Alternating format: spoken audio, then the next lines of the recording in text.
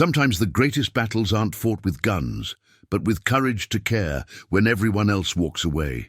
In a world where survival meant being hard as stone, one cowboy's tears would prove that love could conquer death itself. In the dusty plains of frontier America, a loyal dog lies dying after saving a family from raiders. The townspeople have given up hope. But Jake Morrison, a weathered cowboy carrying his own wounds, refuses to abandon the creature. When his tears fall upon the dog's still form, something miraculous happens.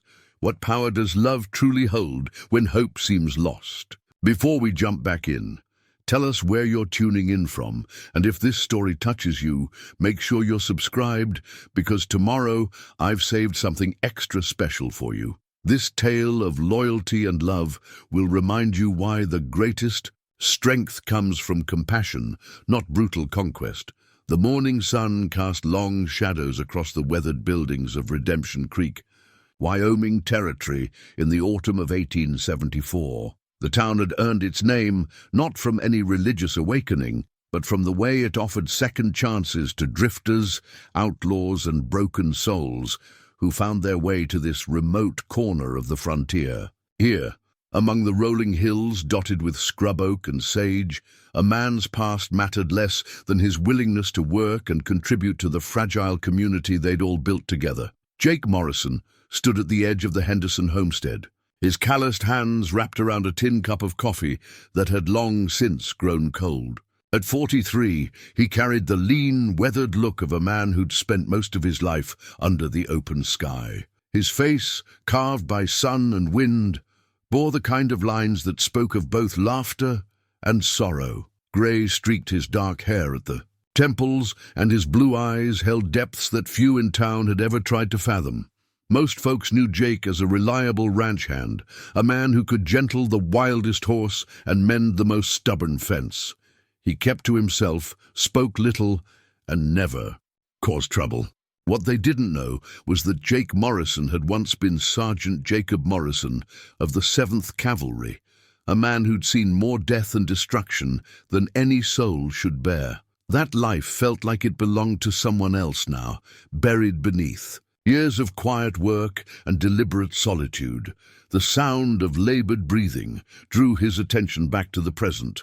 There, on a pile of old blankets beneath the Henderson family's front porch, lay Scout, a dog whose better days were clearly behind him. The animal's coat, once a rich golden brown, had faded to the color of autumn grass. His ribs showed through, matted fur, and each breath seemed to require enormous effort. Scout's eyes, though dimmed by pain and exhaustion, still held a spark of the intelligence and loyalty that had made him legendary in these parts. Around Scout's neck hung a weathered leather collar, cracked and darkened by years of faithful service. The brass nameplate had long since lost its shine, but the letters remained clear enough to read.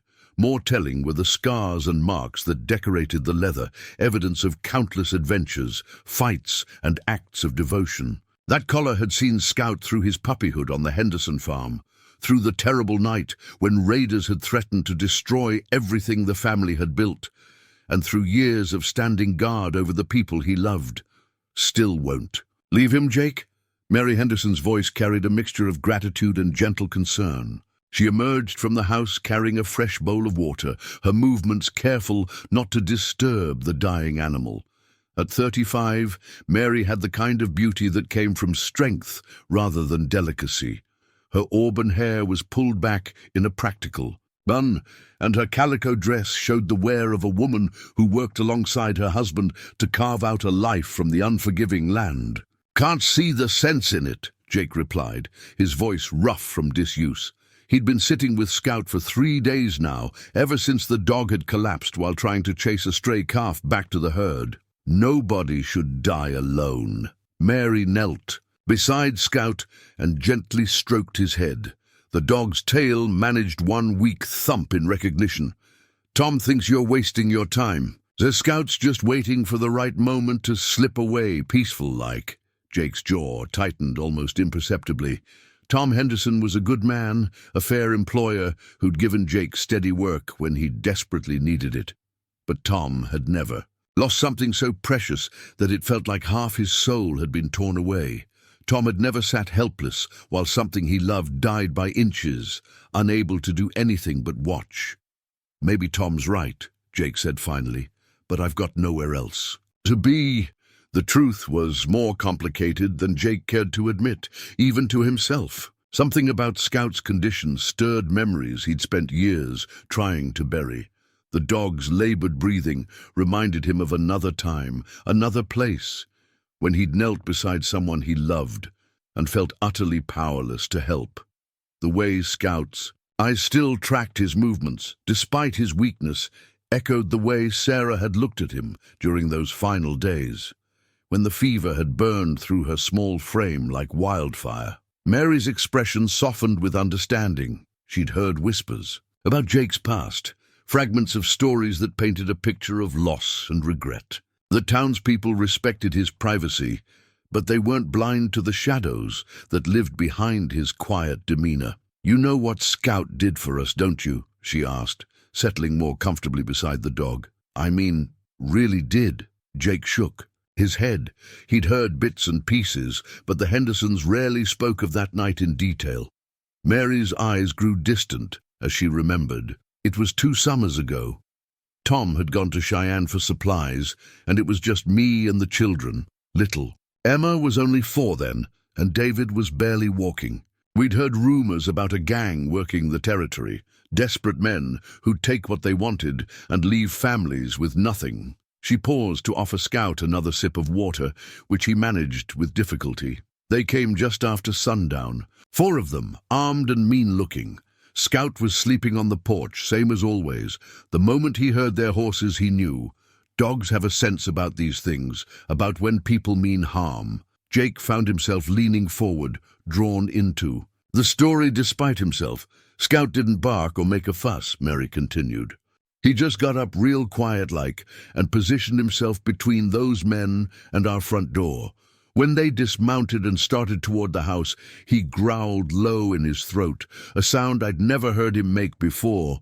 It was like hearing thunder from a clear sky. The leader, a man with dead eyes and a scar across his cheek, told me to call off my dog or he'd shoot him. I was so frightened I could barely speak, but I knew if I called Scout inside, those men would follow. So I stayed quiet and trusted him to know what to do." Scout's breathing grew more labored, and Mary gently adjusted his position to make him more comfortable. "What that dog did next still gives me chills. He charged them, not all wild and barking like you might expect, but calculated and fierce. He went for the leader's gun hand first, knocked the pistol clean away. Then he spun and went after the second man's horse. Spooked it so bad the rider got thrown and broke his arm on the way down." Jake could picture the scene with crystal clarity. He'd seen enough violence to know how quickly things could turn deadly. How courage often made the difference between survival and tragedy. The other 2 men decided they'd picked the wrong homestead to rob.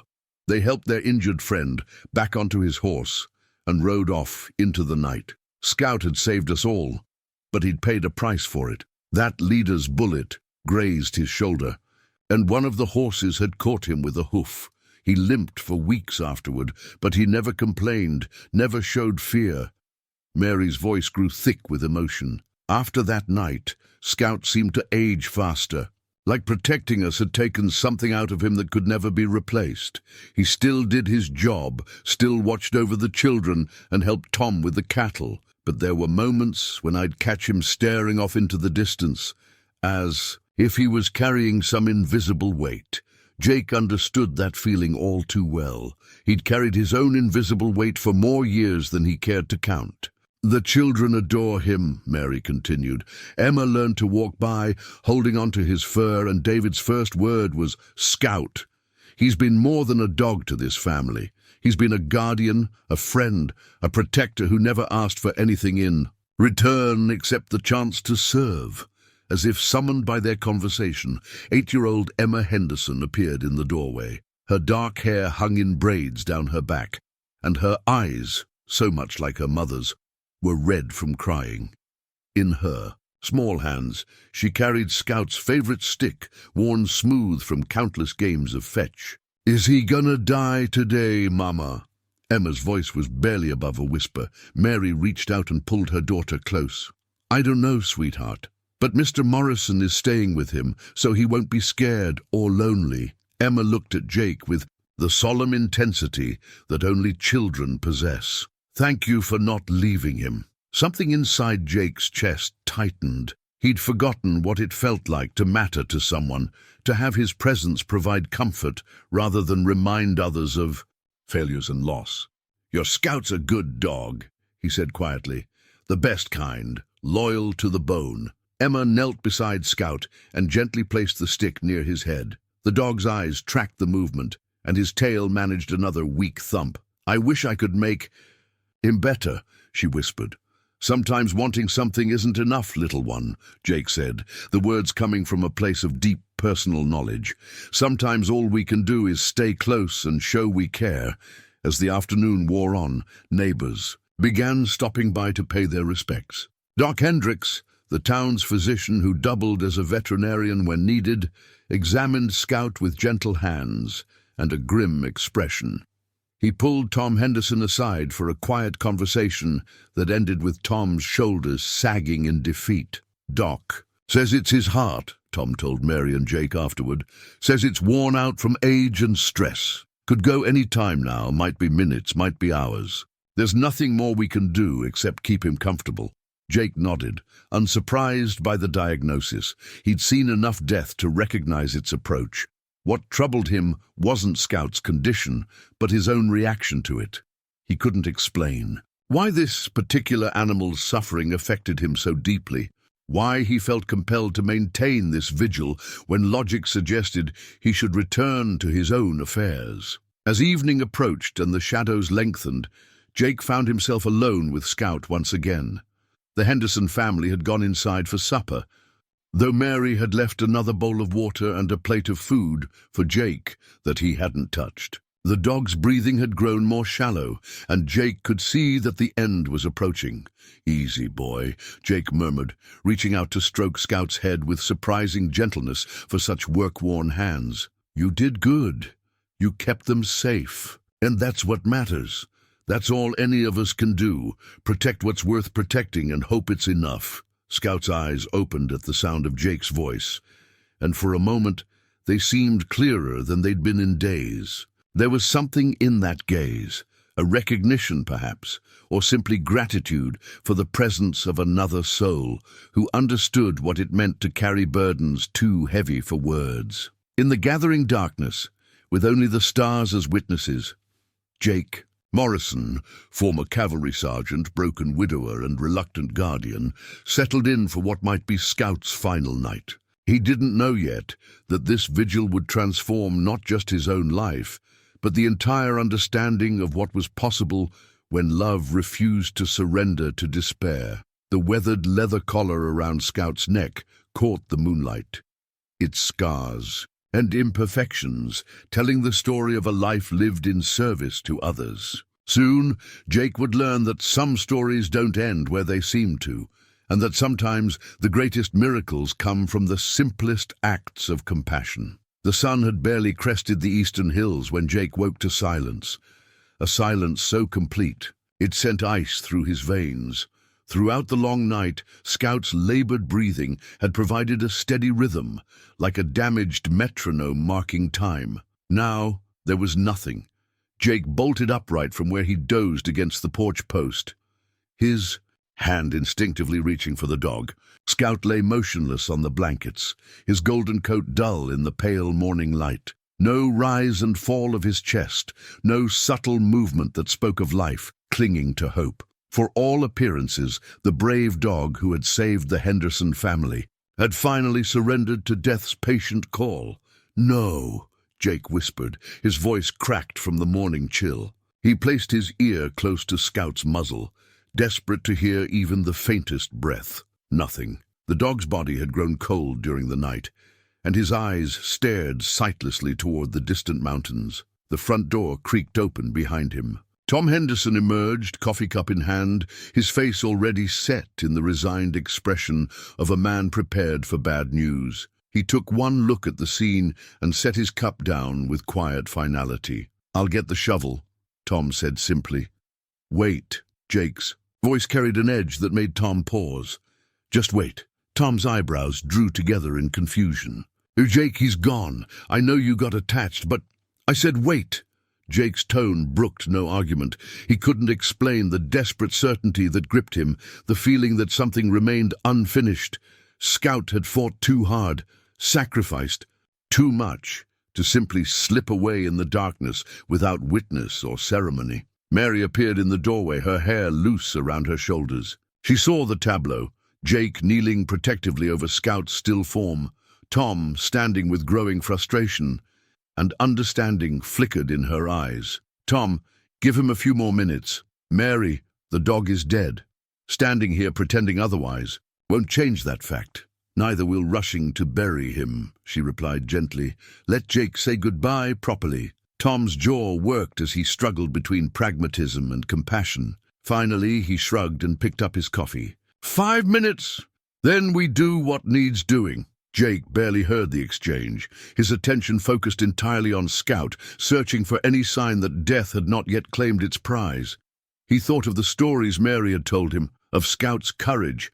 In the face of overwhelming odds, the dog had refused to abandon the people he loved, even when it meant certain injury. The least Jake could do was refuse to abandon Scout. As he knelt there, memories surfaced unbidden, memories of another vigil, another time when he'd refused to accept the inevitable. Sarah had been ill for weeks, the fever consuming her delicate, and framed despite every remedy the army doctors could provide.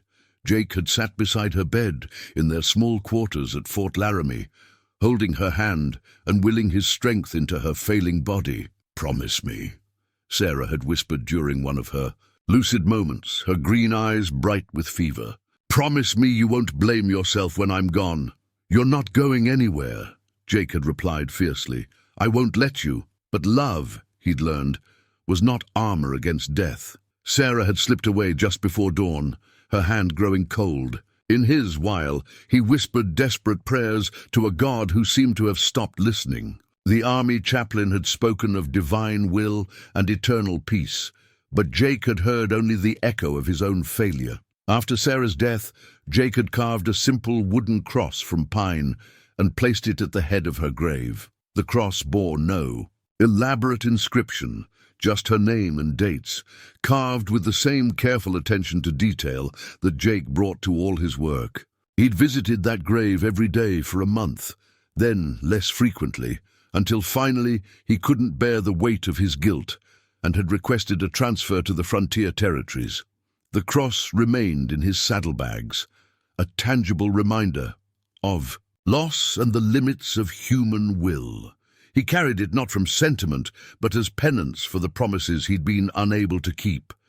Now, kneeling beside another dying creature, Jake felt the familiar weight of helplessness pressing down on him. His hands trembled as he stroked Scout's fur, and to his surprise, he felt moisture on his cheeks.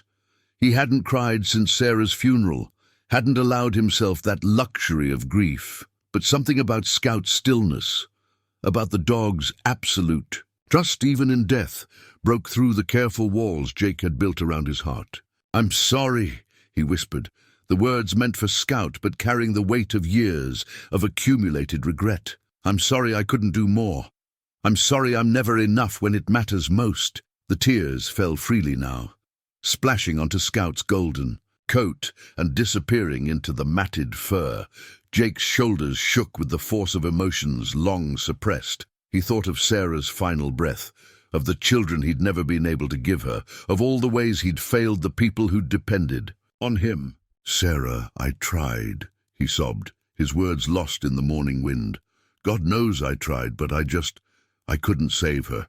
And now I can't even save a dog that deserved better than this empty death." The tears continued to fall, each one carrying a fragment of the grief Jake had carried for so long. He wept for Sarah, for Scout, for his own broken faith, and for the crushing loneliness that had defined his life since leaving the army. The emotions poured out of him like water from a broken dam, leaving him hollow and exhausted. Tom shifted uncomfortably behind him. "Jake, we really should—" "Shh." Mary's voice was soft but firm. She'd moved closer, and Jake could sense her presence even through his grief. "Look."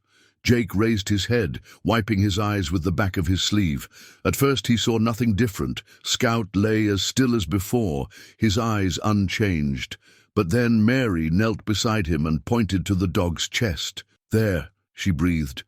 "Did you see it?" Jake stared, afraid to hope. For a long moment there was nothing, and then, so slight he might have imagined it, Scout's chest rose, just barely, just enough to suggest the faintest possibility of breath. "I don't see anything," Tom said, but his voice had lost its certainty. Jake placed his hand over Scout's heart and waited. Seconds stretched into eternity, and then he felt it, a weak but unmistakable flutter beneath his palm. Scout's heart was beating. "He's alive," Jake whispered, afraid to speak louder lest he break whatever fragile spell had taken hold.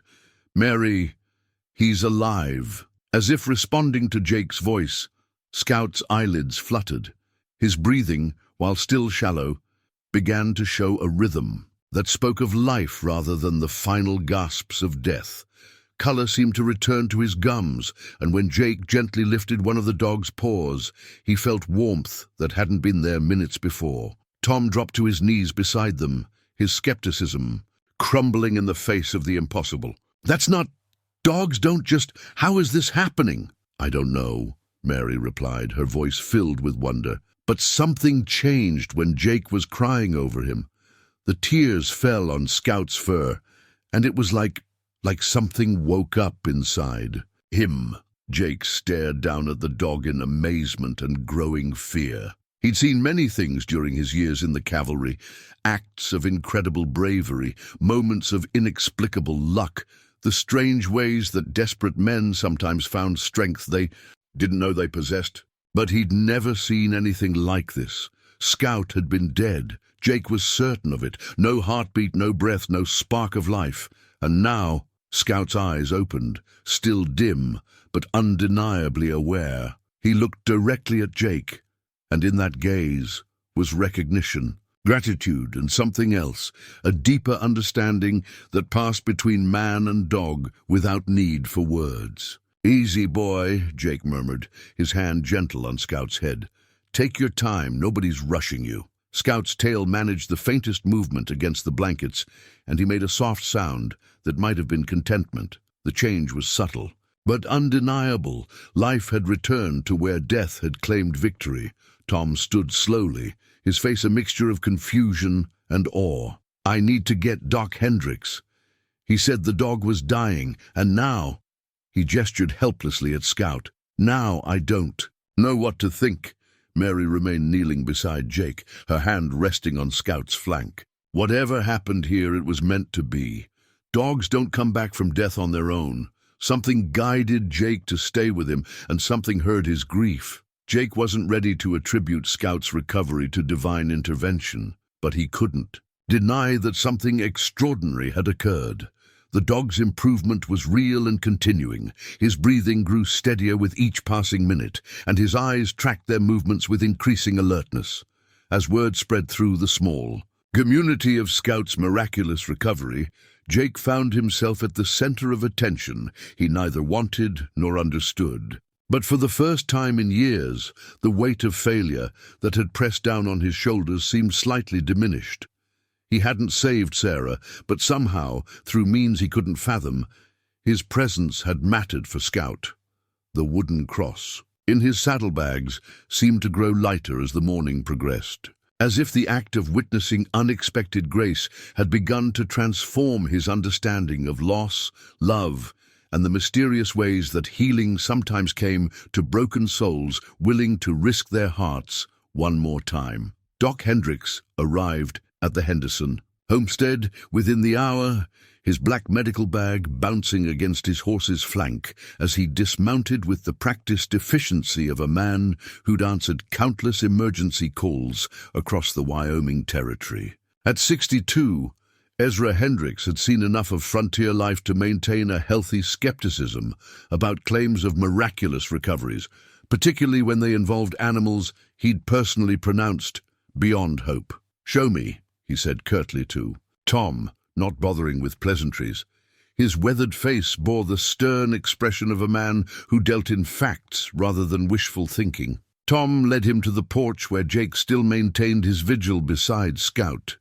The dog lay propped against a pile of fresh blankets, his breathing noticeably stronger than it had been at dawn. Scout's eyes followed the doctor's approach with alert awareness, a marked contrast to the glassy stare that had characterized his final hours. Doc Hendricks knelt beside the dog and opened his medical bag with deliberate precision. He'd adapted many of his human medical techniques for treating animals over the years.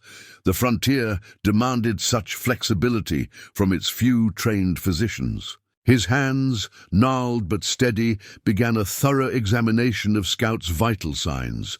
"His pulse is weak but regular," the doctor muttered, more to himself than to the gathered observers. "Temperature seems normal.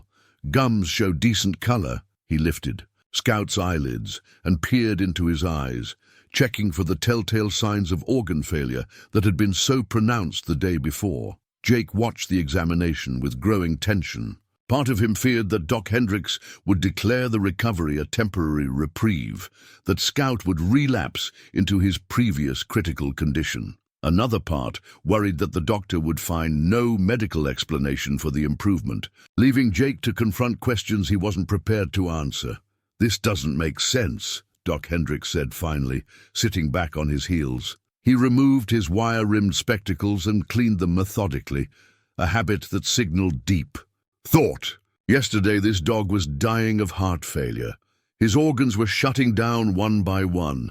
I've seen it dozens of times in both animals and humans.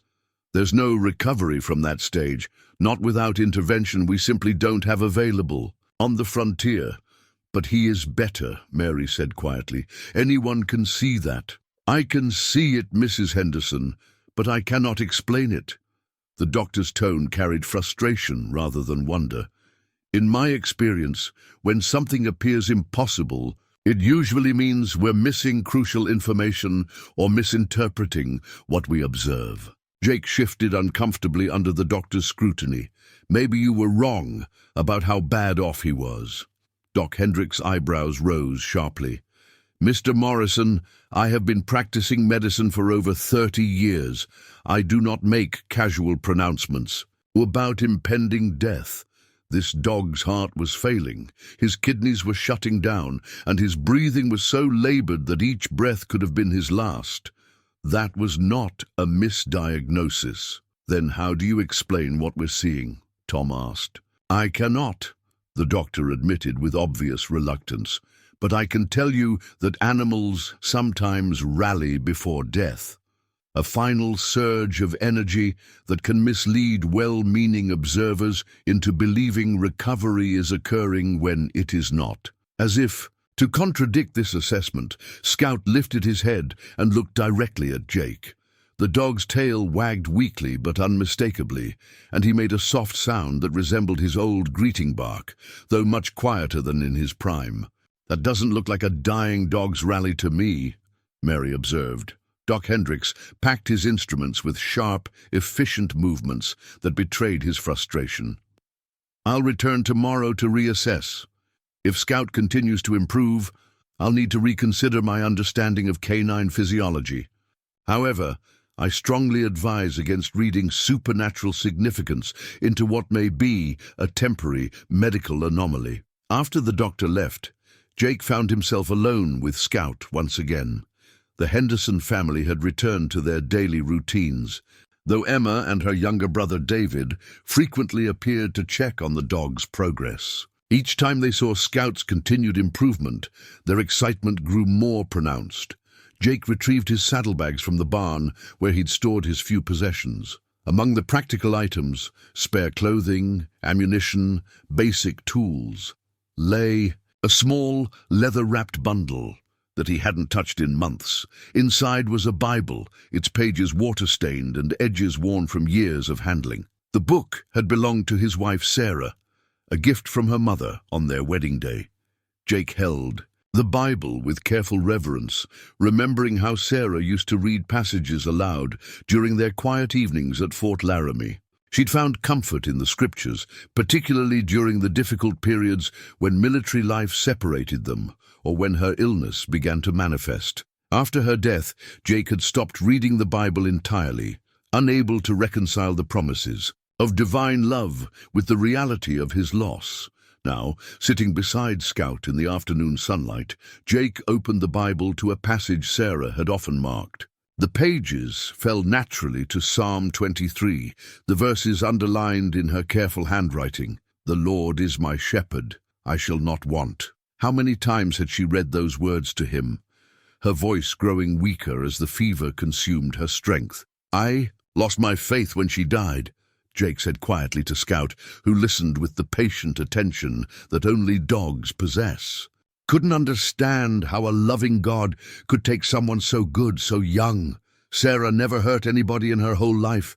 She deserved better than dying in some army fort with inadequate medical care. Scout's breathing continued to strengthen as Jake spoke, and the dog managed to shift slightly closer to him on the blankets. "Maybe that's why I couldn't leave you," Jake continued. "Maybe I was trying to save something I couldn't save before, but I don't know what happened this morning. Boy, I don't know if it was prayer or tears or just dumb luck, but you came back when you shouldn't have been able to." The sound of approaching horses interrupted Jake's solitude. 3 men rode up to the Henderson house, neighbors from the surrounding homesteads who'd heard rumors of Scout's recovery. Jake recognized them as honest, hard-working farmers and ranchers, but their expressions carried a mixture of curiosity and something that might have been suspicion. "Jake," called out Walter Pierce, a stern man who owned the largest spread in the area. "Heard some strange talk about the Henderson dog. Thought we'd come see for ourselves." Jake stood slowly, instinctively positioning himself between Scout and the visitors. "Scout's doing better. Doc Hendricks examined him this morning." "Better? Than what?" asked Henry Malloy, Pierce's neighbor. "Tom told folks in town that the dog was dead this morning, then came back to life when you cried over him. That's quite a claim." "I never said he was dead," Jake replied carefully. "He was very sick, close to dying. Now he's improving." The third man, Carl Thompson, dismounted and approached the porch. "Mind if we take a look? Folks are talking, and you know how stories grow in the telling." Jake stepped aside reluctantly, allowing the men to observe Scout for themselves. The dog regarded them with calm alertness, showing none of the weakness that had characterized his condition even hours earlier. His coat, while still dull from illness, no longer had the lifeless quality that had marked him as beyond hope. "Well, I'll be," Walter Pierce said quietly. "He does look considerably improved from when I saw him last week." "Animals can fool you," Henry Malloy said, though his tone suggested doubt about his own words. "They hide their pain until the very end, then sometimes seem better just before." "This isn't that," Carl Thompson interrupted, kneeling beside Scout. The dog allowed the examination without fear, even managing a weak tail wag. "I've seen plenty of animals die, and this one's getting stronger, not weaker." As the men departed with promises to spread word of Scout's improvement, Jake found himself troubled by their visit. He'd hoped to keep Scout's recovery quiet, but small communities thrived on unusual events, and word was clearly spreading faster than he'd anticipated. That evening, as Jake settled in for another night beside Scout, he opened Sarah's Bible once more. The pages seemed less foreign now, less like accusations of divine indifference. He read several of Sarah's favorite passages, his voice low and steady in the gathering darkness.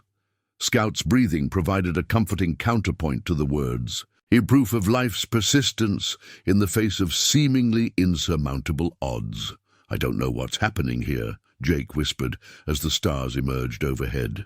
"But maybe there's more to this world than what we can see or understand. Maybe you're teaching me something about faith that I forgot when grief made me hard." Scout's steady breathing continued through the night, each inhalation and exhalation a small miracle that Jake no longer took for granted. The tattered Bible lay open beside them, its water-stained pages catching the moonlight like a promise that some stories don't end where they appear to, and that sometimes the greatest lessons come disguised as the simplest acts of love. Over the next week, Scout's improvement became undeniable. Each morning brought new evidence of returning strength.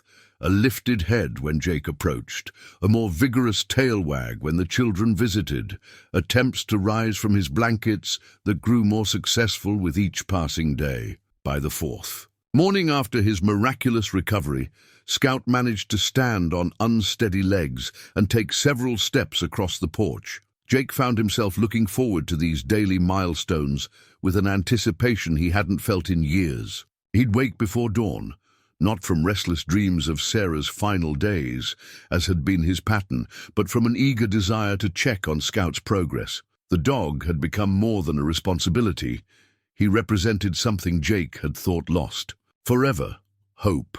"I can't thank you enough for what you've done," Mary Henderson said one morning as she watched Jake help Scout stand and take a few tentative steps. "Tom and I have been talking, and we want you to know that you'll always have a place here for as long as you want it." Jake looked up from where he knelt beside Scout, surprised by the emotion in Mary's voice. "I'm just glad to see him getting better. Don't need thanks for that. You've done more than tend to a sick dog," Mary replied. "You've shown our children what it means to never give up on something you care about. Emma hasn't stopped talking about how you stayed with Scout when everyone else thought he was gone. That's a lesson worth more than any Sunday school teaching." The mention of Sunday school brought a shadow across Jake's face.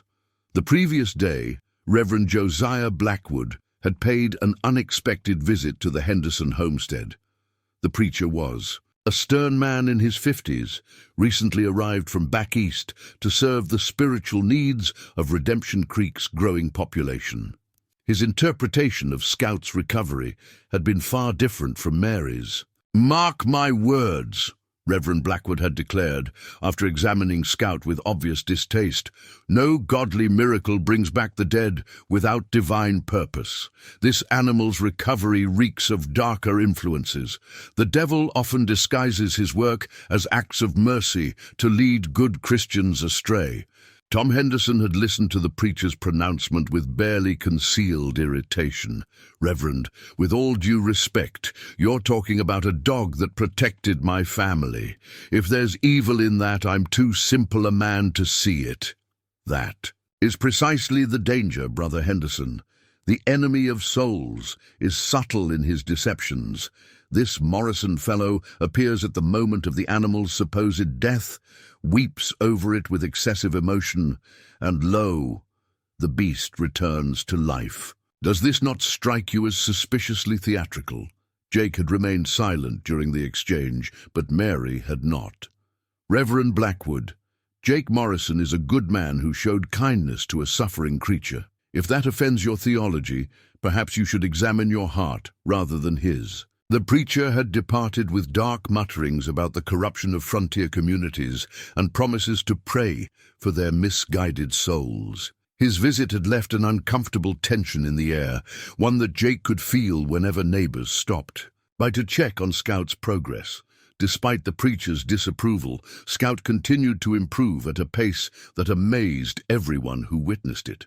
By the end of the first week, he could walk steadily around the porch and showed interest in food for the first time since his collapse. His coat began to regain some of its former luster, and his eyes held the alert intelligence that had made him such an effective guardian. More importantly to Jake, Scout's protective instincts were returning. When strangers approached the Henderson house, Scout would position himself carefully between them and the children, his posture alert but not aggressive. The dog seemed to remember his role as guardian, even as he recovered from his brush with death. One evening, as Jake sat on the porch steps watching Scout explore the yard with increasing confidence, he noticed something glinting in his saddlebags, where he'd left them nearby. Curious, he investigated and found a silver harmonica that he hadn't touched in over 3 years. The instrument had been Sarah's wedding gift to him, engraved with their initials and wedding date in delicate script. Jake held the harmonica up to catch the lamplight, remembering the evenings when he'd played simple melodies while Sarah worked on her needlework. Music had been one of their shared pleasures during their brief marriage. He'd play folk songs and military airs while she hummed along, their voices blending in harmony that seemed to make their small quarters feel like a palace. After Sarah's death, Jake had packed the harmonica away and never played again. Music required a lightness of spirit that grief had stolen from him. But now, with Scout padding slowly across the porch toward him, Jake felt an unexpected urge to remember what joy sounded like. He raised the harmonica to his lips and played a few tentative notes, simple scales to test whether his lips remembered how to form the proper embouchure. The sound was thin and uncertain at first, rusty from years of neglect. Scout stopped his exploration and tilted his head curiously at the unfamiliar sound. Encouraged by the dog's attention, Jake attempted a simple melody, Barbara Allen, a ballad Sarah had particularly loved. His fingers found the rhythm gradually, muscle memory returning despite the long silence. The tune emerged hesitant but recognizable, floating across the evening air like a gentle ghost of happier times. Scout moved closer as Jake played, settling beside him on the porch steps with an expression of peaceful contentment. The dog's presence seemed to encourage Jake's confidence, and the melody grew stronger, more assured. For the first time in years, Jake found himself lost in music rather than memories of loss. "That's beautiful," came Emma's voice from the doorway.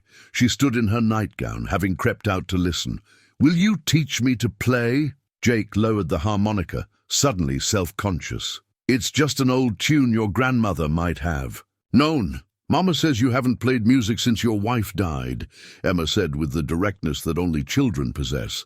"But Scout likes it. Look how peaceful he is." Indeed, Scout had relaxed completely, his chin resting on his paws as he gazed at Jake with what could only be described as contentment. The dog's breathing was steady and strong, no trace of the labored struggle that had characterized his illness. "Maybe I could play a little more," Jake said quietly.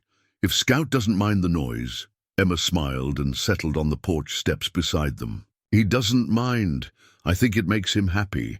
Will you play another song?" Jake considered for a moment, then raised the harmonica again. This time, he chose Red River Valley, a song of departure and longing that seemed appropriate for a man, learning to let go of old griefs.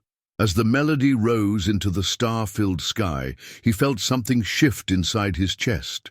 Not the sharp pain of loss that had defined him for so long, but a gentler ache that might eventually transform into acceptance. Scout's tail wagged softly against the wooden planks, and Emma hummed along with the familiar tune. Mary appeared in the doorway, drawn by the music, and stood listening with tears in her eyes. Even Tom emerged from inside, his work-worn hands gentle as he placed them on his daughter's shoulders. "You know," Mary said when the song ended, "this is the first time this house has felt truly peaceful since Scout got sick. Music has a way of bringing healing to places that need it." Jake lowered the harmonica, surprised by the truth in her observation. The Henderson homestead did feel different, not just because of Scout's recovery, but because of the way that recovery had brought them all together. He'd spent so many years living as a solitary figure, defined by loss and regret.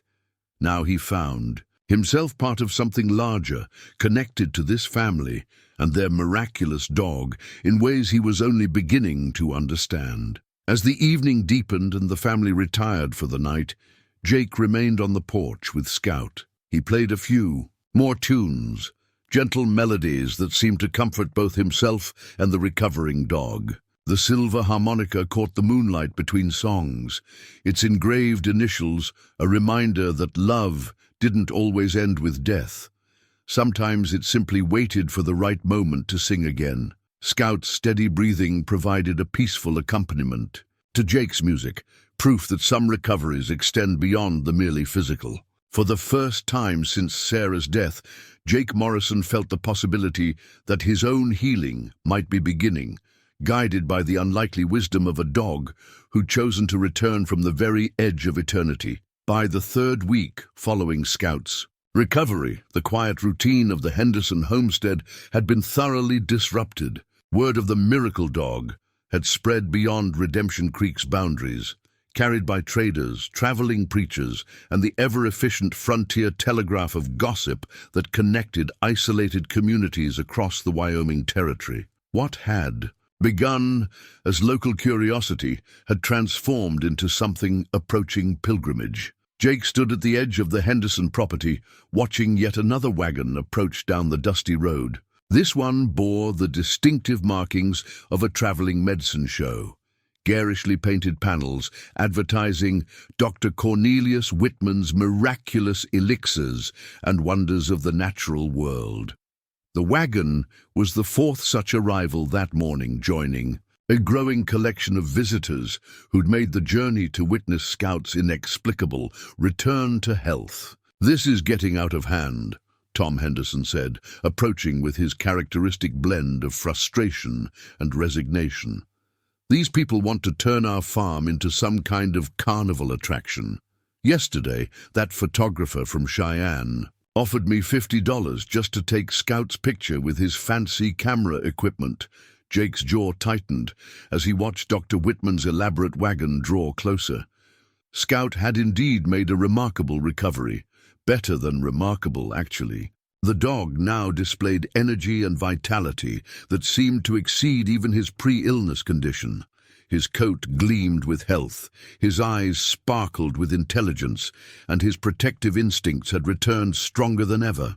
But Jake found the growing attention deeply troubling. "What did you tell the photographer?" Jake asked. "Same thing I've been telling all of them. Scout isn't a curiosity to be gawked at. He's a family dog who got well, nothing more." Tom's expression suggested he was growing weary of repeating this explanation. "But they keep coming, and some of them aren't taking no for an answer very gracefully." Dr. Whitman's wagon pulled to a stop near the house, and a portly man in an elaborate velvet coat climbed down with theatrical flair. He adjusted his silk top hat and smoothed his impressive moustache before approaching with the confident stride of a natural showman. "Gentlemen," Dr. Whitman called out, his voice trained to carry across crowds, "I am Dr. Cornelius Whitman, purveyor of nature's most astounding mysteries and miraculous cures. I've traveled from Denver specifically to witness the renowned resurrection, dog of Redemption Creek." "There's no resurrection dog here," Tom replied firmly, "just a family pet who recovered from illness." Dr. Whitman's eyes gleamed with the fervor of a man who smelled opportunity. "My dear fellow, false modesty serves no one. I've heard testimony from 3 separate sources about this remarkable canine's return from death itself. Such a wonder deserves to be shared with the world, not hidden on some remote homestead." Jake stepped forward, his military bearing evident in the straightness of his spine and the controlled tension in his movement. "The dog isn't for sale, and he's not going anywhere." "Sale?" Dr. Whitman laughed heartily. "Good sir, I'm not proposing purchase. I'm offering partnership in a venture that could bring prosperity to this entire community. Imagine the pilgrims who would journey here to witness such a miracle. The donations, the commerce, the elevation of your humble town to national prominence." "We're not interested," Jake said flatly. Dr. Whitman's smile faltered slightly, but his enthusiasm remained undaunted. "Perhaps you don't fully comprehend the magnitude of what you possess. This dog represents proof of divine intervention, of forces beyond human understanding. People would pay handsomely just to be in the same room with such a creature." As if summoned by the discussion, Scout emerged from the house and padded across the yard toward them. The dog's movement was fluid and confident, showing no trace of his recent brush with death. He positioned himself slightly in front of Jake, alert but not aggressive, a guardian assessing potential threats to his pack. Dr. Whitman's eyes widened as he observed Scout's obvious health and vitality. "Magnificent," he breathed. "Look at that bearing, that intelligence. This is no ordinary animal. This is a vessel of the miraculous made manifest." Scout's low growl cut through Dr. Whitman's rapturous observations. The dog had clearly decided that the medicine show proprietor represented some form of threat, and his protective instincts were responding accordingly. "I think you should leave," Jake said, his hand moving instinctively to rest on Scout's head. The contact seemed to calm the dog slightly, though his alert posture remained unchanged. "Surely we can reach some accommodation," Dr. Whitman pressed. "I could offer a percentage of profits from exhibition fees, perhaps a monthly stipend for the dog's caretakers. You needn't think of it as exploitation. Consider it sharing a blessing with those who need hope in their lives." "No," Jake's voice carried the finality of a closing door. "Scout stays here with his family. That's the end of the discussion." Dr. Whitman's expression hardened, his showman's charm giving way to calculation. "You may find that isolation becomes increasingly difficult to maintain, my friend. Word of this dog's resurrection has reached newspapers as far away as San Francisco. Others will come, and some may not be as respectful of your wishes as I am." After Dr. Whitman's departure, Jake found himself alone with Scout in the barn where he'd been staying since the visits began.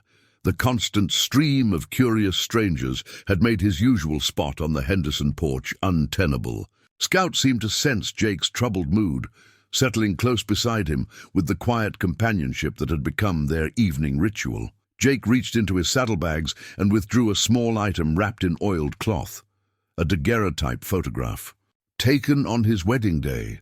The image was faded but still clear, a younger Jake in his dress uniform, standing beside Sarah in her simple but elegant wedding dress. Their faces glowed with happiness and hope for the future they'd planned together.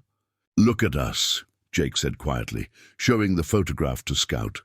"We thought we had all the time in the world, thought love was enough to protect us from whatever life might bring." Scout studied the photograph with the patient attention he gave. All of Jake's possessions, as if understanding their importance even without comprehending their meaning. "Sarah would have loved you," Jake continued. "She had a way with animals, said they could sense people's true nature better than humans. Good. She'd have seen right through that medicine show charlatan and all the others like him." The photograph trembled slightly in Jake's weathered hands. "I'm scared, boy. Scared that all this attention is going to ruin what we've built here. The Hendersons have been good to me, given me a place where I could heal from my losses. And you've shown me that miracles might still be possible in this hard world. But these people want to turn you into some kind of circus attraction." Scout pressed closer to Jake, offering the silent comfort that had become his specialty. The dog seemed to understand that his recovery had created complications that extended far beyond his own health. "I won't let them take you," Jake promised, his voice growing stronger with conviction. "Whatever it takes, whatever I have to do, you'll stay here with people who love you for what you are, not what you represent." As if responding to Jake's words, Scout lifted his head and gazed directly into Jake's eyes. In that moment, man and dog shared an understanding that transcended the need for words. They were both creatures who'd been given unexpected second chances, and they would face whatever challenges arose together. Outside the barn, the sounds of another approaching wagon could be heard in the distance. Jake carefully wrapped the daguerreotype and returned it to his saddlebags, then stood with the determined posture of a man preparing for battle. Scout rose beside him, his bearing equally resolved. The pilgrims and curiosity seekers would continue, coming, drawn by stories of miraculous resurrection and divine intervention. But they would find Jake Morrison, former cavalry sergeant and reluctant guardian, standing between them and the dog, who taught him that some things were worth protecting regardless of the cost. The arrival of Brother Ezekiel Thornfield changed everything. Unlike Dr. Whitman with his commercial ambitions or the curious pilgrims seeking glimpses of wonder, Thornfield came with the absolute certainty of divine mandate. He rolled into Redemption Creek in a modest but well-maintained wagon, accompanied by a small band of devoted followers who regarded him with the reverence typically reserved for biblical prophets. Thornfield was a tall, gaunt man with piercing, grey eyes and the kind of commanding presence that could silence a room with a raised hand. His black coat and wide-brimmed hat gave him the appearance of an Old Testament figure, and when he spoke, his voice carried the rolling cadences of someone accustomed to holding congregations spellbound. "I have come," he announced to the gathered townspeople outside Henderson's general store, "because the Lord has revealed to me in vision that a mighty work is being performed in this place. A creature has been raised from death as a sign to the faithful and a warning to the wicked." Jake watched from the shadows of the store's overhang, Scout pressed close against his legs. The dog's entire body was tense, his hackles raised in response to something about Thornfield that set off every instinct for danger. "This miracle dog," Thornfield continued, his voice rising with evangelical fervor, "belongs not to any earthly family, but to the service of the Almighty. It must be consecrated to His work, carried forth to demonstrate His power to the lost and dying masses who hunger for proof of divine grace." Mary Henderson stepped forward from where she'd been listening, with growing alarm. "Brother Thornfield, Scout is our family dog. He's not going anywhere." Thornfield's grey eyes fixed on her with unsettling intensity. "Sister, you speak from attachment to worldly things, but the Lord's purposes transcend human sentiment. This animal has been marked by divine intervention. To keep him hidden on your homestead is to deny countless souls the opportunity to witness God's power. Maybe God wants him to stay right here," Tom Henderson said, his voice steady despite the obvious tension. "Maybe the miracle was meant for our family, not for some traveling show." "Do not presume to interpret the will of the Almighty," Thornfield replied with sharp authority. "I have been called to this ministry for 15 years, and the Lord speaks to me directly in dreams and visions.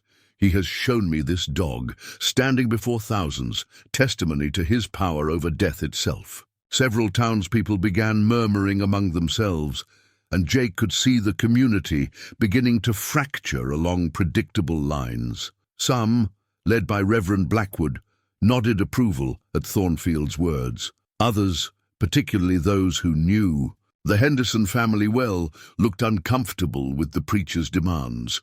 Walter Pierce, the largest landowner in the area, stepped forward with the authority his wealth and status provided. "Now see here, Thornfield. The Hendersons are good Christian folk, and if they say the dog stays, then that's the end of it. Is it, Brother Pierce?" Thornfield's voice carried a subtle threat. "Are you prepared to stand before the throne of judgment and explain why you interfered with God's plan? Are you willing to bear responsibility for the souls who might have found salvation through witnessing this miracle?" The preacher's words created visible unease among the gathered crowd. Frontier communities depended on religious faith to provide meaning and hope in an often brutal existence. The suggestion that opposing Thornfield might constitute defiance of divine will struck at the heart of their deepest fears. Jake felt Scout's tension increasing and made a decision that surprised even himself. He stepped out of the shadows and into the center of the confrontation. "The dog isn't going anywhere," Jake said quietly, but his voice carried across the crowd with unmistakable authority. Thornfield turned his attention to Jake with predatory focus. "And you are?" "Jake Morrison. I've been taking care of Scout." "Ah," Thornfield smiled, but there was no warmth in the expression. The mysterious stranger who wept miraculous tears. "Tell me, Brother Morrison, what gives you the right to interfere with the Lord's work?" "The same thing that gives you the right to claim it," Jake replied evenly. "Nothing but my own judgment about what's right." Thornfield's followers stirred restlessly at this response, clearly unused to anyone challenging their leader's authority. The preacher himself seemed almost pleased by Jake's defiance, as if he'd been hoping for open confrontation. "You speak boldly for a man with blood on his hands," Thornfield said, his voice dropping to a more intimate register that somehow seemed more threatening than his earlier bombast. "Yes, Brother Morrison, the Lord has shown me your past. Cavalry sergeant, wasn't it? How many men died because of your orders? How many families destroyed by your violence? Jake's hands clenched at his sides, and Scout pressed closer against him, sensing the change in his companion's demeanor. My past has nothing to do with Scout, doesn't it? Thornfield pressed. A killer seeks redemption through association, with a miracle. But true redemption requires submission to God's will, not the stubborn pride that led you to such bloodshed. That's enough, Tom Henderson interjected, but Thornfield waved him to silence.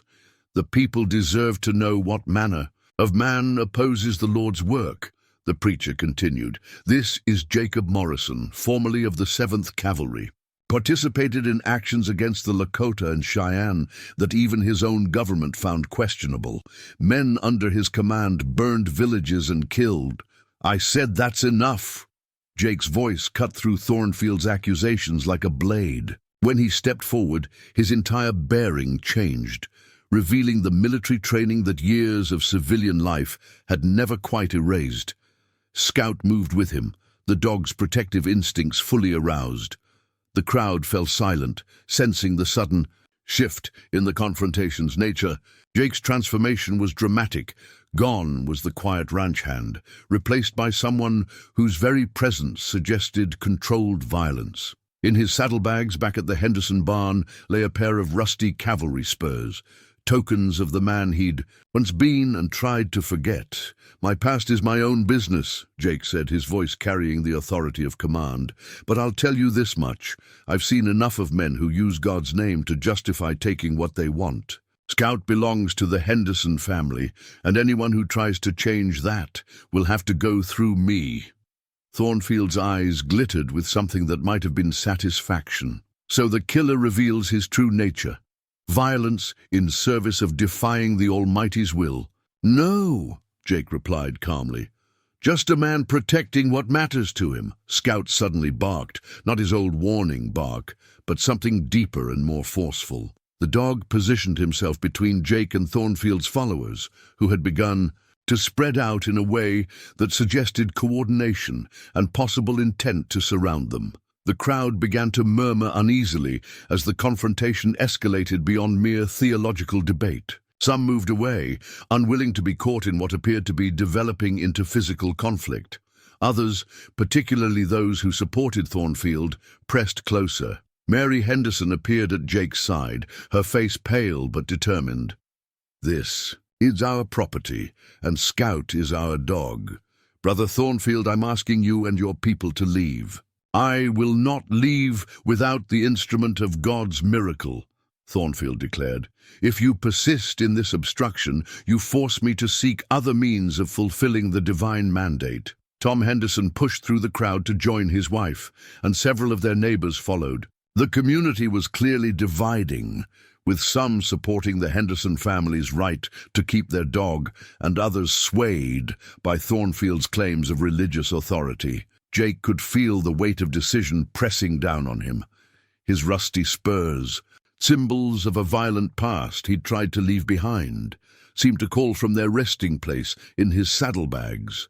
He could run, take Scout, and disappear into the vast territories where a man could lose himself among the endless horizons. Or he could stand and fight for the first thing that had mattered to him since Sarah's death.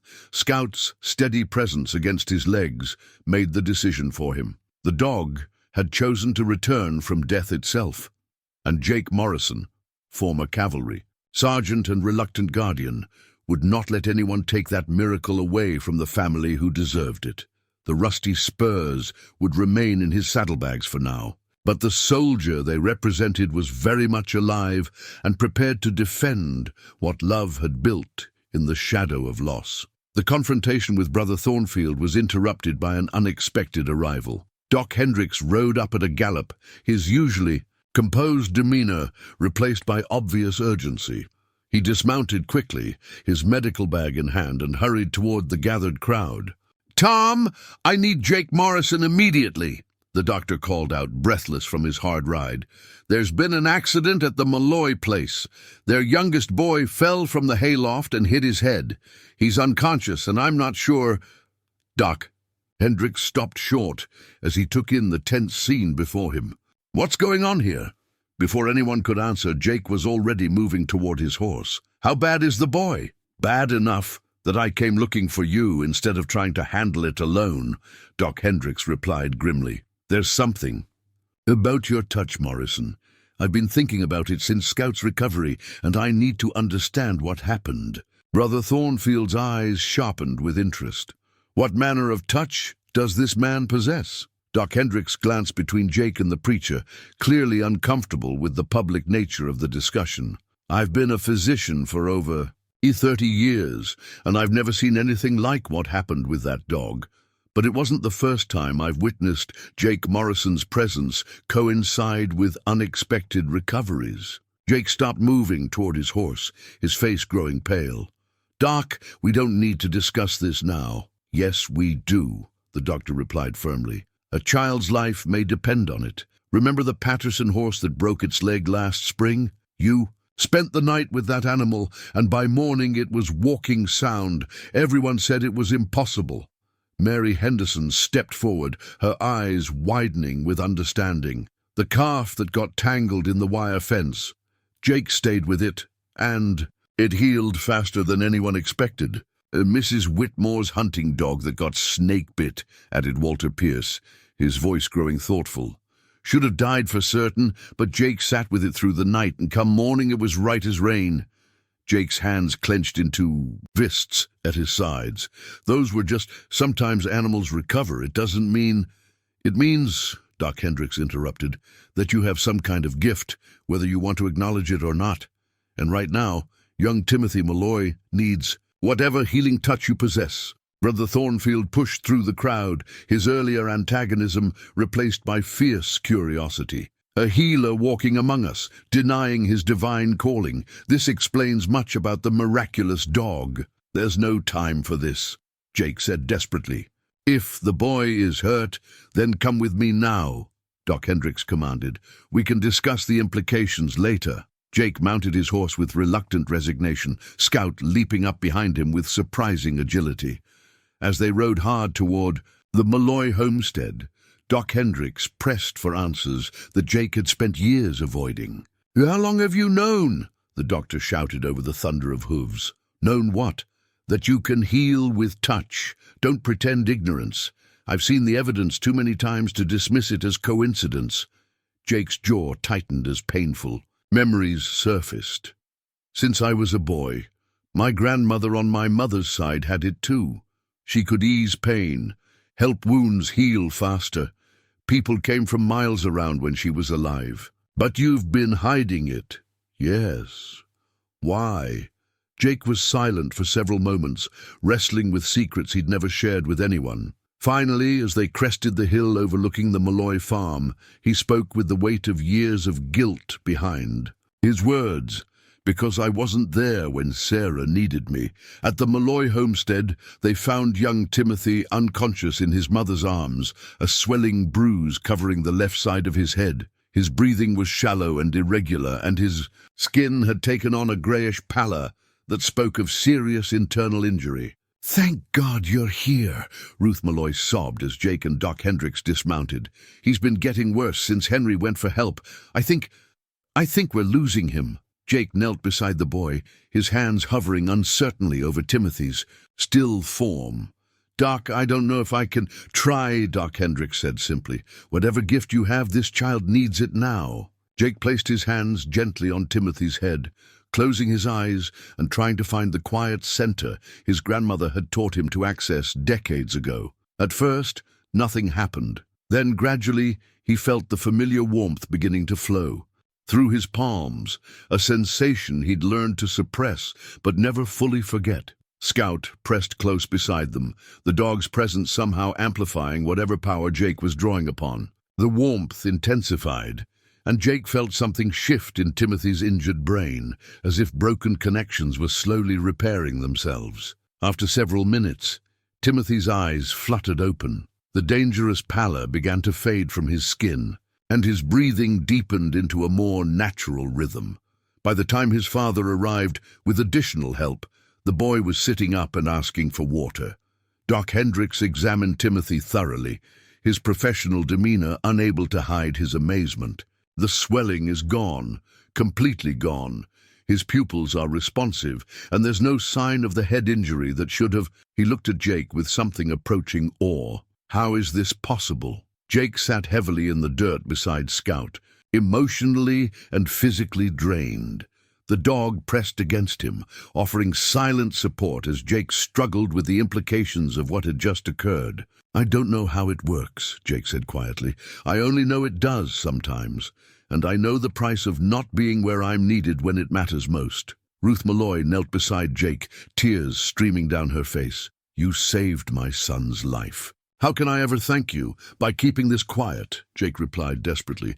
"Please, I can't have people knowing about this." But even as he spoke, Jake realized the futility of his request. Too many people had witnessed Timothy's recovery, just as too many had seen Scout return from death's door. Word would spread, and with it would come the attention he'd spent years avoiding. That evening, back at the Henderson homestead, Jake found himself alone with Scout and Doc Hendricks. The physician had insisted on staying to hear the full story, and Jake found himself unable to refuse the man who'd helped save Timothy's life. "Tell me about your wife," Doc Hendricks said gently. Jake reached into his saddlebags and withdrew. A small cloth bundle. Inside was a bandana, faded and stained with old bloodstains that had never completely washed out. He held it carefully, as if it contained all the pain he'd carried for so many years. "Sarah took ill at Fort Laramie while I was away on patrol," Jake began, his voice barely above a whisper. "The fever came on sudden and strong. The post-surgeon did what he could, but it wasn't enough. By the time I got back, she was..." His voice broke. "You think you could have healed her?" "I know I could have," Jake replied with devastating certainty. "This bandana, I used it to wipe the blood from her lips during her final hours. She was burning with fever, and I could feel the sickness in her, could sense how the healing might work. But I was too late. The damage was too far advanced." Scout pressed closer to Jake, sensing his master's profound distress. "After the funeral, I couldn't bear to stay in the army, couldn't stand the thought of being sent away again when someone I loved might need help. So I requested discharge and came out here, where there was no one close enough to care about, no one I might fail." Again, Doc Hendricks listened with growing understanding. "But you couldn't stop the gift from working. I tried to suppress it, ignore it. Told myself it was coincidence when animals recovered after I'd tended them. But deep down, I knew. And at time it happened. I felt like I was betraying Sarah's memory by saving others when I couldn't save her. So when Scout was dying, I thought I was just keeping vigil, just offering comfort to a creature that deserved not to die alone. But when my grief broke open, when I cried over him..." Jake looked down at Scout with wonder. "The gift had been building up inside me for years, and it all poured out at once. That's why his recovery was so dramatic.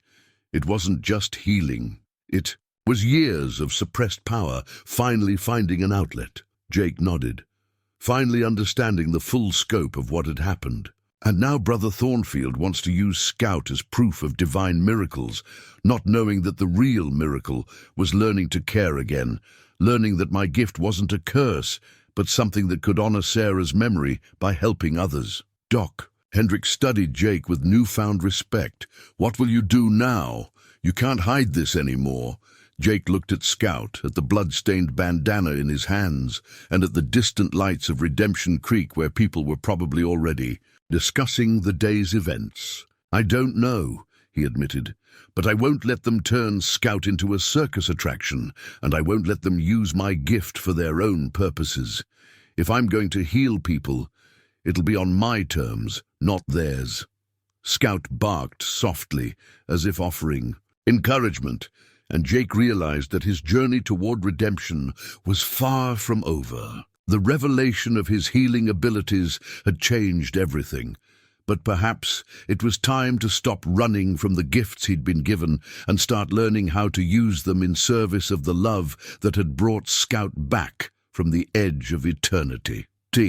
Trouble arrived 3 days later in the form of Silas Blackthorne and his gang of professional bounty hunters. Unlike Brother Thornfield with his religious fervor, or Dr. Whitman with his carnival ambitions, Blackthorne represented pure mercenary pragmatism. He'd heard about the miracle dog of Redemption Creek, and more importantly, he'd heard about the substantial reward being offered by Eastern interests for acquisition of unique specimens for scientific study. Jake first spotted them from the ridge overlooking the town. 6 hard men on horseback, their movements coordinated with military precision. They wore the kind of practical clothing that spoke of men accustomed to violence, and even at a distance, Jake could see the telltale outline of well-maintained weapons. These weren't curious pilgrims or opportunistic showmen. These were professionals who took what they wanted and left bodies behind when necessary. Scout sensed the danger immediately. The dog's hackles rose as he scanned the horizon. His body, coiled with tension that spoke of ancient instincts, recognizing predators.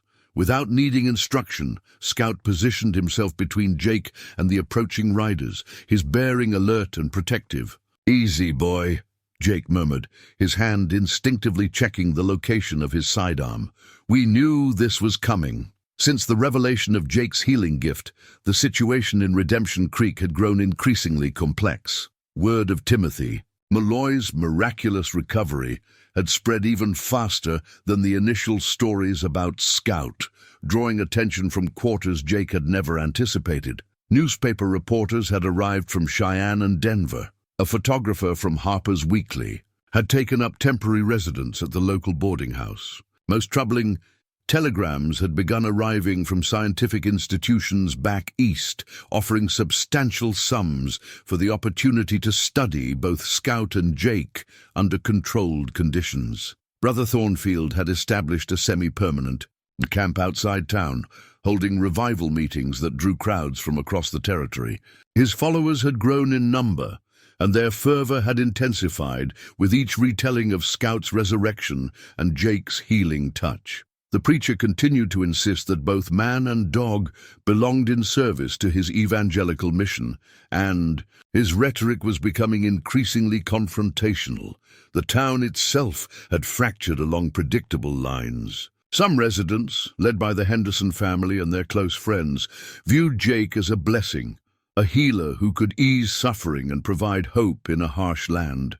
Others, influenced by Reverend Blackwood's warnings about diabolic deception, regarded Jake with suspicion and fear. The latter group had begun holding their own prayer meetings, asking for divine protection from what they saw as dark influences masquerading as miracles. But now, watching Silas Blackthorne's professional approach, Jake realized that all the theological debates and newspaper attention had been mere preliminary skirmishes. These men represented the real threat, people with the resources, skills, and ruthlessness to take what they wanted regardless of anyone's wishes. Jake and Scout made their way quickly back to the Henderson homestead, where Jake found Tom splitting wood behind the barn with the methodical intensity of a man working through difficult thoughts. "We've got trouble coming," Jake announced without preamble.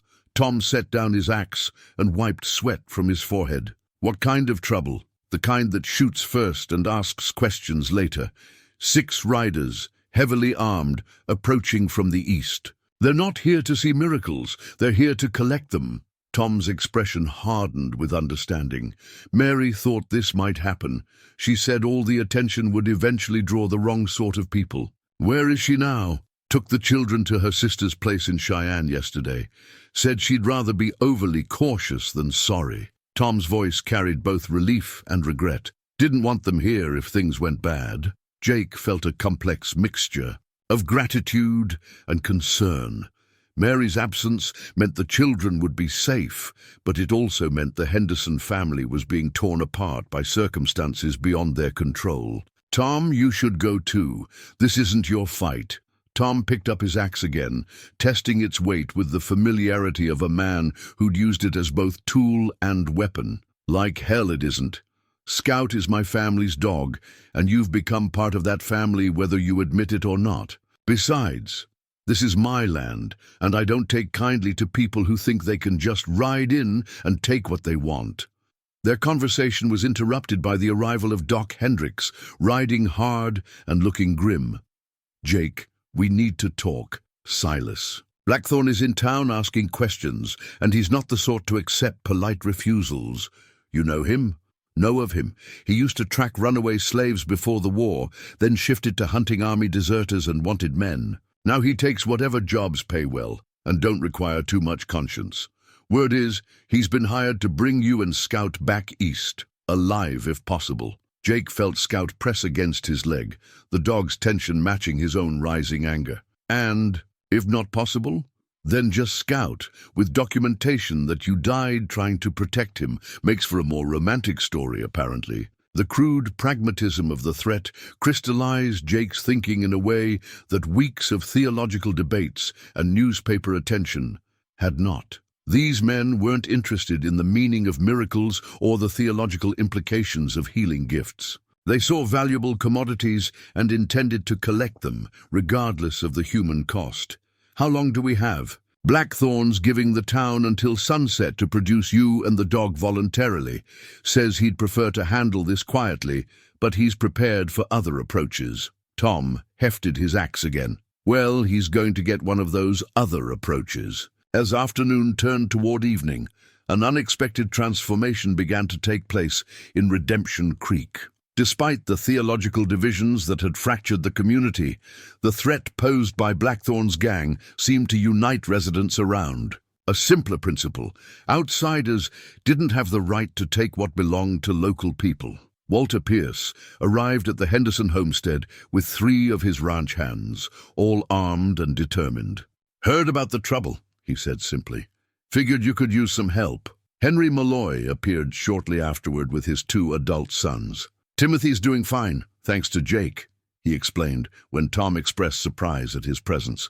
"Seemed like the least we could do was return the favor." Even more surprising was the arrival of several townspeople who'd previously supported Brother Thornfield's claims on Scout. Led by Carl Thompson, they came bearing weapons and grim expressions. "Changed my mind about the preacher," Carl explained. When Jake questioned his presence, man of God or not, he's still an outsider trying to take what belongs here. Blackthorn's just a more honest version of the same thing. As the defenders gathered, Jake found himself studying each face with new understanding. These weren't professional soldiers or experienced fighters.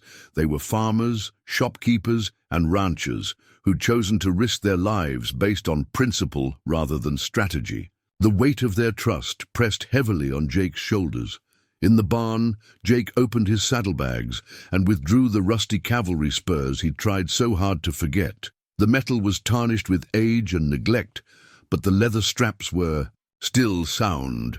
He buckled them onto his boots with hands that remembered the ritual despite years of civilian life. Scout watched the process with intelligent eyes, as if understanding that his protector was preparing for battle. When Jake stood, the dog immediately moved to his side, their partnership deepened by shared danger. Tom approached carrying the Henderson family's cattle brand, a simple but sturdy iron rod topped with the distinctive H design that marked their livestock.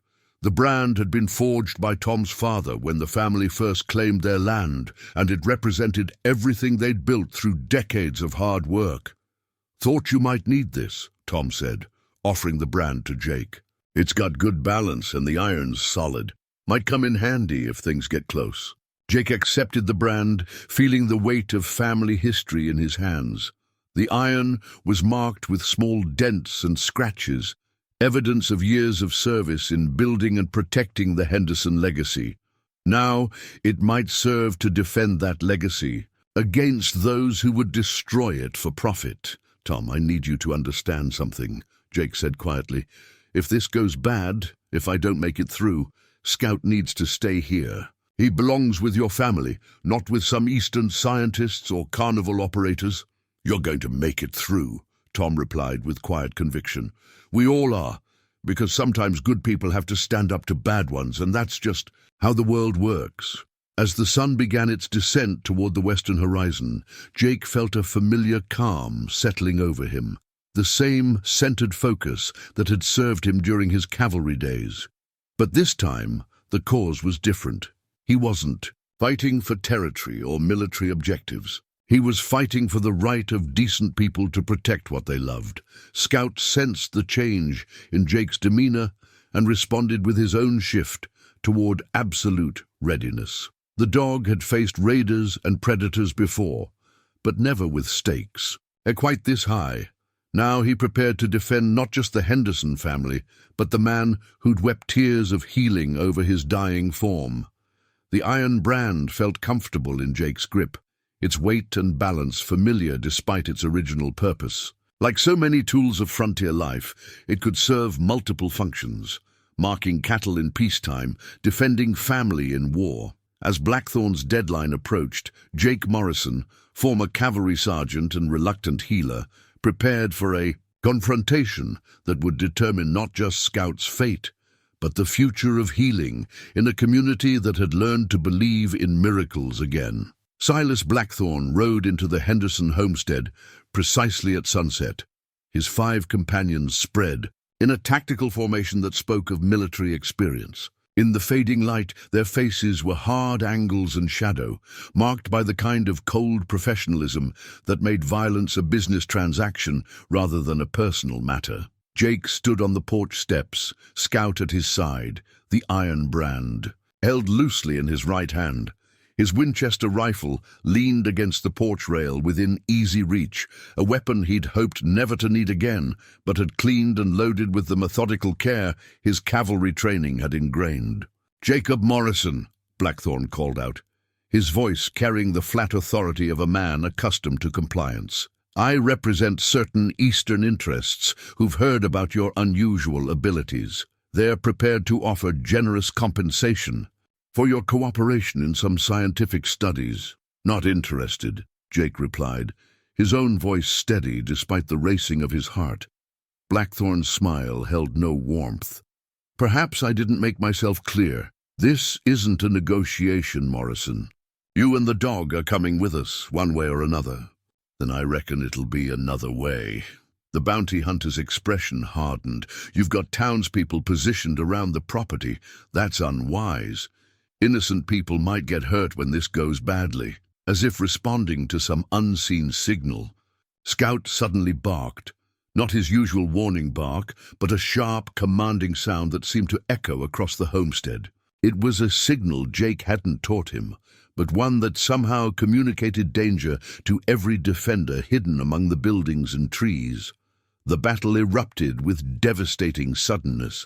Blackthorn's men had clearly expected the townspeople to scatter at the first sign of serious resistance. Instead, they found themselves facing coordinated fire from multiple positions, as farmers and ranchers who'd learned to shoot defending their livestock from predators turned those skills against human threats. Jake dove for his Winchester as bullets splintered the porch rail beside him. His military training took over with automatic precision: assess, position, return fire. But this time he wasn't alone. Scout launched himself at the nearest rider with a speed and power that spoke of supernatural strength, his jaws closing on the man's gun hand with crushing force. The bounty hunter screamed and dropped his pistol, his horse rearing in panic as Scout released him and sprang away before the animal's hooves could strike. The dog's tactical instincts were remarkable. He attacked with calculated precision, then withdrew to avoid retaliation, only to strike again from an unexpected angle. Jake's first shot took down Blackthorn's lieutenant, a scarred man who'd been trying to flank the house. His second shot shattered the shoulder of another attacker, sending the man tumbling from his saddle. The Winchester's lever action felt natural in his hands, despite years of disuse, muscle memory overriding conscious thought. Walter Pierce and his ranch hands emerged from the barn, their coordinated fire forcing Blackthorn's remaining men to seek cover behind a wagon. But the bounty hunters were professionals, and they adapted quickly to the unexpected resistance. "Burn them out!" Blackthorn shouted, drawing a fire arrow from his saddlebags. The flame arced through the darkening sky toward the barn roof, but Tom Henderson was ready with a bucket of water, extinguishing the threat before it could catch hold. Scout's intervention proved crucial in the battle's opening moments. The dog seemed to possess an uncanny ability to predict where attacks would come from, positioning himself to intercept threats to Jake or the defending townspeople. When one of Blackthorn's men tried to circle behind the house, Scout was there. First, his growl and bared teeth forcing the attacker to retreat. Jake found himself moving with tactical precision he hadn't accessed in years, his body remembering lessons learned in cavalry charges and Indian fights. But now those skills served a different purpose, protecting the community that had given him a second chance at belonging somewhere. The Henderson family's iron brand proved unexpectedly useful when Jake's rifle ran empty and one of Blackthorn's men charged the porch. The weighted iron rod connected with devastating effect, dropping the attacker and buying Jake precious seconds to reload. Henry Malloy's shout of warning came, just as Jake sensed movement behind him. He spun to find Blackthorn himself approaching. With drawn pistol, the bounty hunter's face twisted with rage at the unexpected resistance. "Should have taken the easy way, Morrison," Blackthorn snarled. Jake dove sideways as the pistol fired, feeling the bullet crease his left shoulder in a line of fire that spun him against the porch rail. Blood soaked his shirt, but his gun hand remained steady as he brought the Winchester to bear. "Should have minded your own business," Jake replied, and pulled the trigger. Blackthorn's gun flew from his hand as Jake's bullet shattered his wrist. The bounty hunter fell to his knees, clutching his wounded arm and staring at Jake with a mixture of pain and disbelief. Around the homestead, the remaining attackers found themselves facing increasingly organized resistance. The townspeople had overcome their initial fear and were fighting with the desperate determination of people defending their homes and families. Scout appeared at Jake's side, the dog's golden coat streaked with dirt and blood that wasn't his own. Despite the chaos around them, Scout's eyes remained focused on Jake with absolute loyalty and trust. "Good boy," Jake whispered, his wounded shoulder screaming with pain, but his spirit strengthened by Scout's unwavering presence. The first phase of the battle was won. But Jake could see in Blackthorn's eyes that the bounty hunter wasn't finished.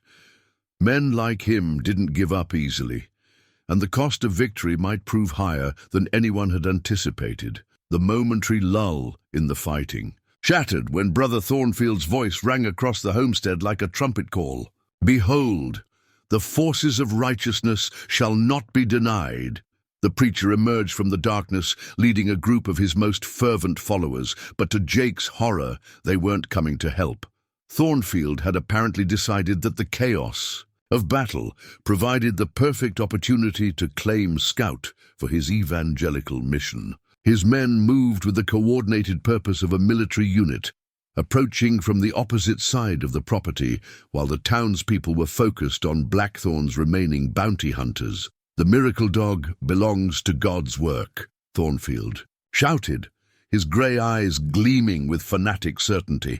"I will not allow worldly men to corrupt divine purpose." Jake found himself caught between two forces, each determined to claim Scout for their own reasons. His wounded shoulder throbbed with every movement, blood loss making his vision waver slightly. But as he watched Scout position himself protectively between the approaching threats, Jake felt a familiar warmth beginning to flow through his hands. Carl Thompson suddenly cried out, clutching his side where a stray bullet had found its mark. He stumbled and fell, blood spreading across his shirt as his strength failed. Without thinking, Jake moved toward the wounded man, Scout staying close beside him. "Hold them off!" Jake shouted to the other defenders as he knelt beside Carl. The shopkeeper's breathing was labored, his face growing pale with shock. Jake placed his hands over Carl's wound, feeling the healing warmth flow through his palms with an intensity he'd never experienced before. But this time, instead of fighting the gift or feeling guilt about its use, he embraced it fully. The power seemed to respond to his acceptance, growing stronger and more focused. Carl's eyes widened as the bleeding slowed, then stopped entirely. Color returned to his face, and his breathing steadied into a healthy rhythm. Around them, the battle continued, but Jake's demonstration of healing had a profound effect on the defending townspeople. "He can heal!" Walter Pierce shouted, his voice carrying wonder and renewed determination. Jake can actually heal people. The revelation transformed the nature of the fight. No longer were they simply defending against attackers. They were protecting something genuinely miraculous. The townspeople fought with renewed vigor, their resistance becoming fierce and uncompromising. Scout seemed to sense the change in the battle's momentum. The dog launched himself at one of Thornfield's men who was trying to approach with a rope and muzzle, clearly intending to capture him. But Scout's attack carried a power that went beyond mere canine strength. The man went down hard, his weapon flying from his grasp. Jake rose from Carl's side, his hands still glowing with residual healing energy.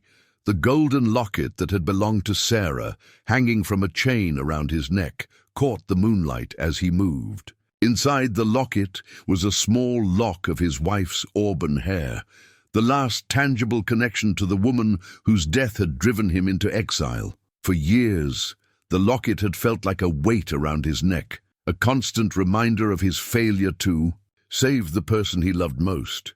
But now, as Jake used his gift to heal others while Scout fought beside him, the locket felt different. It no longer represented guilt and loss, but rather love's enduring power to inspire protection and healing. Blackthorn, his wounded wrist crudely bandaged, made one last desperate attempt to claim his prize. He charged toward Scout with a net, intending to capture the dog, regardless of the chaos around him. But Scout was ready, and more than ready.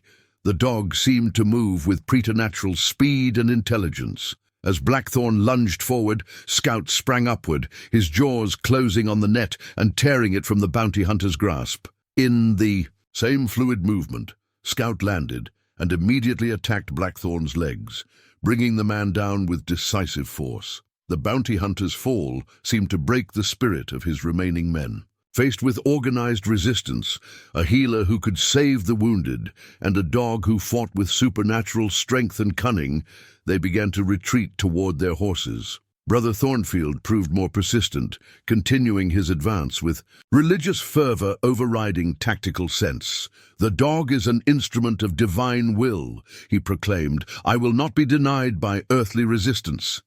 Jake stepped directly into Thornfield's path, Scout at his side. The healing energy still flowed through Jake's hands, visible now as a soft golden glow that seemed to emanate from his very being.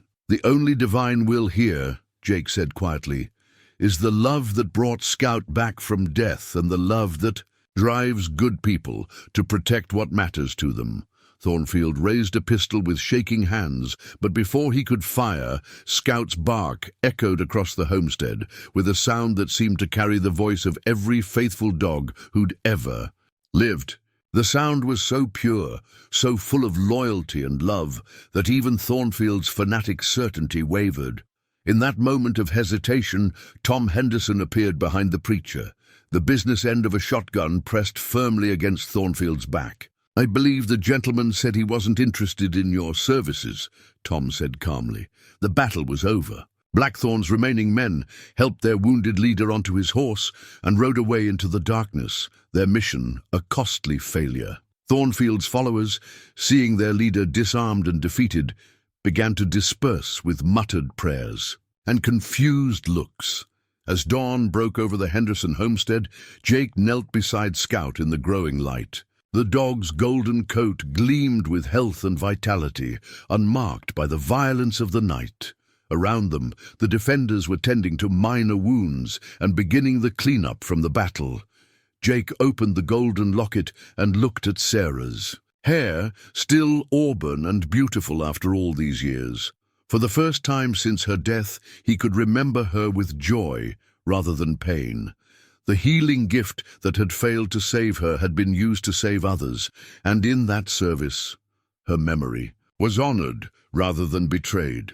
"Thank you," Jake whispered to the locket, to Sarah's memory, and to the mysterious forces that had given him this second chance. Scout pressed against him, understanding passed between them without need for words. They had found their purpose, their community, and their peace. 3 months later, as autumn painted the Wyoming hills in shades of gold and crimson, Jake Morrison stood at the edge of the Henderson homestead, watching Scout play with Emma and David in the crisp morning air. The dog moved with joy and vitality that exceeded even his prime years, his golden coat gleaming in the sunlight as he chased the children around the yard with gentle playfulness. Around Scout's neck was a new leather collar crafted by Tom Henderson. During the quiet evenings that followed their victory over Blackthorn and Thornfield, the leather was supple and rich brown, unmarked by battle scars or the passage of hard years. Brass fittings gleamed with fresh polish, and Scout's name was engraved in careful letters that spoke of love and permanence. The new collar represented everything the old one had been and more, a symbol of belonging, protection, and the unbreakable bonds that tied Scout to the family he died defending and lived to serve. But unlike its predecessor, this collar bore no marks of violence or loss. It spoke instead of renewal, of second chances embraced, and of love's power to create beauty from ashes. Jake's own transformation was equally profound, though more subtle to casual observation. The lines of grief and guilt that had etched his face were softened now by purpose and peace. His hands, once haunted by their inability to save Sarah, had found redemption in healing others. Over the months since the battle, Jake had quietly used his gift to help injured animals, sick children, and struggling neighbors throughout the territory. Word of the miracle healer and his remarkable dog had spread across the West, but not in the sensational manner that Thornfield or Dr. Whitman had envisioned. Instead, the story traveled through the more reliable channels of frontier communication, spoken around campfires, shared in general stores, passed along by traveling merchants and circuit riders who understood the difference between exploitation and genuine wonder. People came to Redemption Creek seeking healing, but they came with respect and gratitude rather than demands and entitlement. Jake saw them when he felt called to do so, never charging payment, but accepting the gifts of food, labor, or simple friendship that grateful families offered. Scout was always present during these healings, his calm presence somehow amplifying Jake's gift and providing comfort to the afflicted. Mary Henderson returned from Cheyenne with the children once word reached her that the danger had passed. She found her homestead transformed not by physical changes, but by the sense of purpose and community that had grown from their shared struggle. Neighbors who had barely spoken before now worked together on common projects. Former theological opponents found common ground in their shared defense of what mattered most. "I hardly recognize the place," Mary said one evening as she and Jake sat on the porch, watching Scout supervise the children's bedtime preparations. "Not the buildings or the land, but the spirit of it. People seem different, more connected, more willing to help each other." Jake nodded, understanding what she meant. Sometimes it takes a crisis to remind folks what really matters. Scout's recovery brought people together, but defending him showed them they could trust each other when it counted. The Henderson family had insisted that Jake build a small cabin on their property, a gesture of gratitude that had gradually evolved into genuine family inclusion. Jake took his meals with them, helped Tom with the heavier ranch work, and had become Uncle Jake to Emma and David, a role that filled some of the paternal longings he'd buried after Sarah's death. Doc Hendricks made regular visits to check on Scout and observed Jake's healing work with professional fascination. The physician had begun documenting cases of unusual recovery, hoping to better understand the mechanisms behind Jake's gift. But he approached the subject with scientific curiosity rather than sensationalism, respecting both Jake's privacy and the sacred nature of the healing process. "I've been thinking about your gift," Doc Hendricks said during one such visit, "not trying to explain it. I don't think medical science is ready for that yet. but observing its effects on the community. You're not just healing bodies, Jake. You're healing something deeper. Jake considered this observation as he watched Scout demonstrate his remarkable recovery to a family who'd traveled from Colorado seeking help for their injured son. The dog's very presence seemed to inspire hope in people who had lost it, proof that love could triumph over the most desperate circumstances. Brother Thornfield had eventually departed Redemption Creek, his followers having drifted away after. Witnessing the preacher's defeat and the genuine goodness that surrounded Jake and Scout, before leaving, Thornfield had approached Jake with something approaching humility, a dramatic change from his earlier arrogance. "I was wrong about you," the preacher had admitted. "I thought miracles belonged to the righteous, but you've shown me they belong to the loving. Perhaps that's what righteousness truly is." Blackthorn and his surviving men had vanished into the territory's vastness, their reputation for professional competence damaged by their failure at the Henderson homestead. Word had spread among the criminal community that Redemption Creek was protected by forces beyond normal understanding, and the town experienced a period of unusual peace and prosperity. As winter approached, Jake found himself drawn increasingly to Sarah's Bible, but now he read it with wonder rather than resentment. The passages about healing and resurrection took on new meaning in light of his experiences with Scout and the people he'd been able to help. He'd discovered that faith wasn't about understanding divine will, but about trusting love's power to work through imperfect vessels. One evening, as snow began to dust the hills surrounding Redemption Creek, Jake sat by the fire in his cabin with Scout at his feet.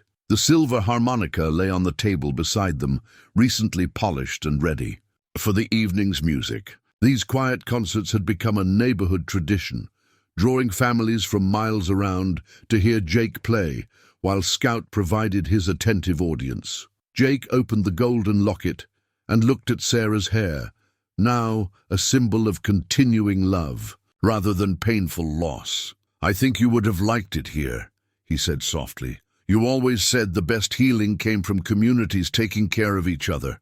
That's what we've built, with Scout's help." As if responding to his name, Scout lifted his head and gazed at Jake with eyes that held depths of understanding no ordinary animal could possess. In that gaze, Jake saw reflection of his own journey from broken-hearted exile to healer and protector. They had both been given second chances, and they had used those chances to serve something greater than themselves.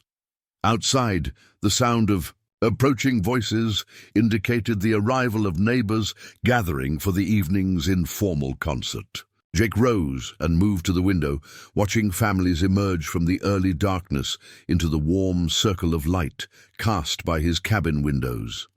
Children ran ahead of their parents, eager to greet Scout and hear the music that had become so much a part of their community's rhythm.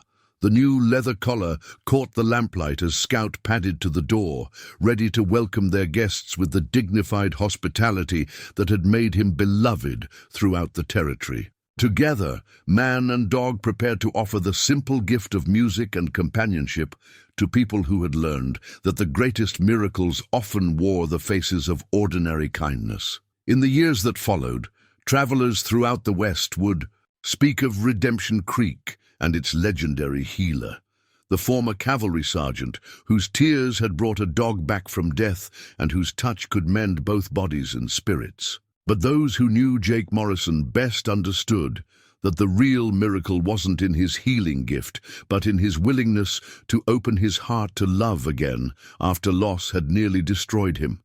And Scout, the golden dog, who had chosen to return from eternity itself, remained at Jake's side as living proof that loyalty, love, and faith could indeed conquer death, not through supernatural intervention, but through the very human choice to never stop caring when caring seemed impossible. The greatest battles, as Jake had learned, truly weren't fought with guns, but with the courage to care when everyone else walked away. And in that courage, both man and dog had found their redemption.